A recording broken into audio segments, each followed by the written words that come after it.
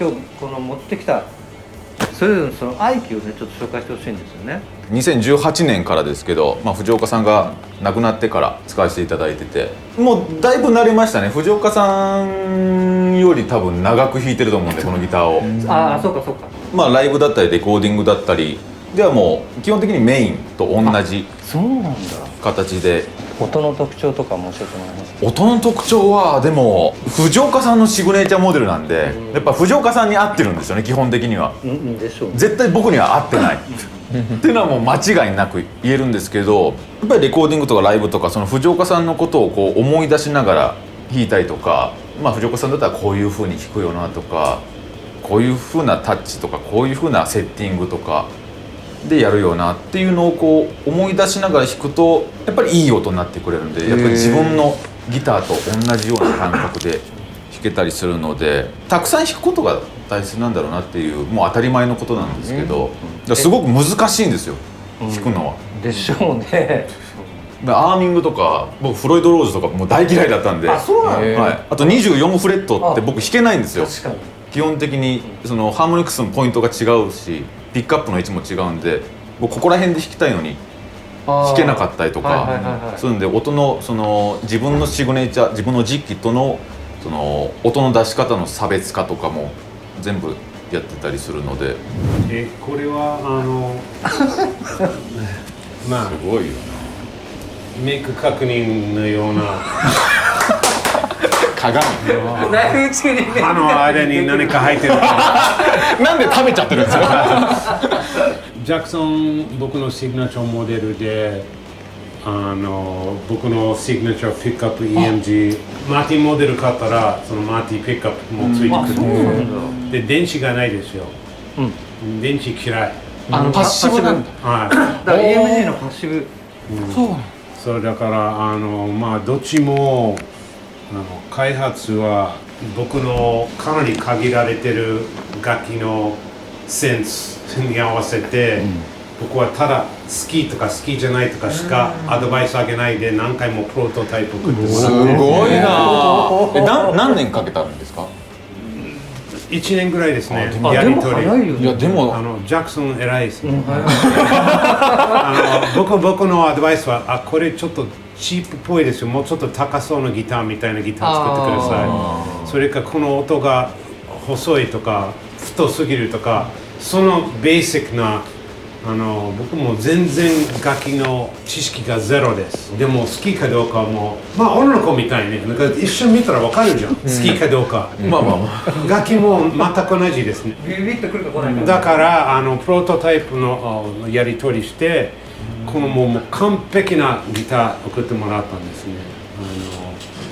見た目もいいんですし、丈夫ですし、重いし、僕重い楽器だから市川さんの楽器すごい軽いから、多分僕はそれを弾いたら裸って感じですね。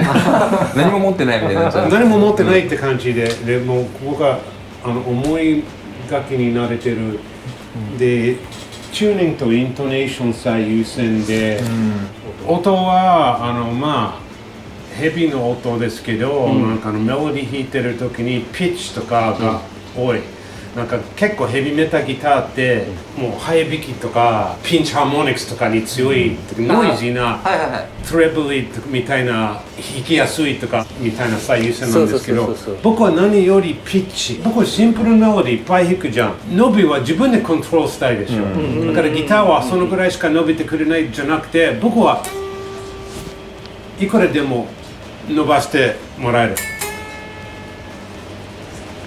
それみたいな対応できるような楽器ですね。あと結構美味しいと美味しくない場所あるじゃん、ギターによる。なんか例えばこの辺すごい美味しい、だからこの辺微妙だから、それが一番ジャクソンとこだわったのは、どこにいても全く同じほど美味しい。なるほどね。アイバニスから日本人のシグネチャーアーティストが初めてで出していただいて、スティーブ・バレとかは皆さんいるんですけど、ヒコロとか、日本人では初めてで作ってもらったっていうのはもう全世界で販売されていて。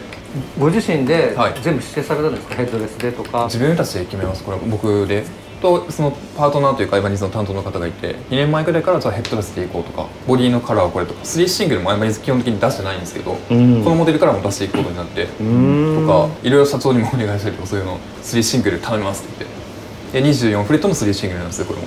確かに。でここの部分のなんかじゃあ音ここの位置の方がいいからみたいな、もうプロトタイプも作ってもらって動かしたりとかして変えたり。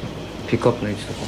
そうそうそうそうそう。でかなりコンパクトで薄いじゃないですか、はいボディ。その辺も指定されたんですか？これもそうですね、極力もう軽くしようってなって、できるだけ軽くしてほしいって言って、僕ももうめちゃめちゃ家で練習するんですけど、何時間も弾いてると重いと結構なんかもう足疲れてきて、なんかもう次の日練習するの嫌だなってなっちゃうんですよ。わかるわかる僕はわかるわかる。だからもう軽いとそれが全然なくて、何時間弾いても明日もじゃあやろうみたいな気持ちになったり音的にはクリーントーン重視の感じで。ですよね。クリーントーン重視というよりかはやっぱこのハイポジのコードとか、これまあ生じゃ分かんないですけど、こうアンプリつないで弾いた時とかにドライの音をどんだけ裸で綺麗な状態にできるかっていうのを考えさせてもらって、そこのドライの音でも濁ってこういうコードが綺麗に響かない時とかあるんですよ。わかりますわかります。こういうもう6弦全部弾くコードとで、こう中に開放の音が入るんですよ。はいはいはい。ここのはいはい。3弦ね。そうとかってなると、これもう音が濁っちゃって、せっかくのコードなのにこう濁ったり聞こえて嫌だなとか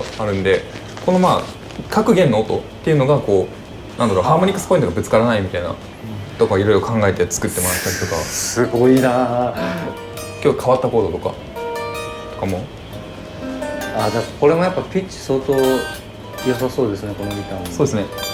あとは握り込みが結構僕こう、はいはいはい指出さないでコードも激しいから、そこはなんかもう自分の手の形に合わせてもらいましたね。ネックのグリップ。はい、グリップのいいポイントを。やってる音楽使ってるギターすべてが独自。確かにね。そうだよね、楽器全く違うストーリーばっかりですね。確かに。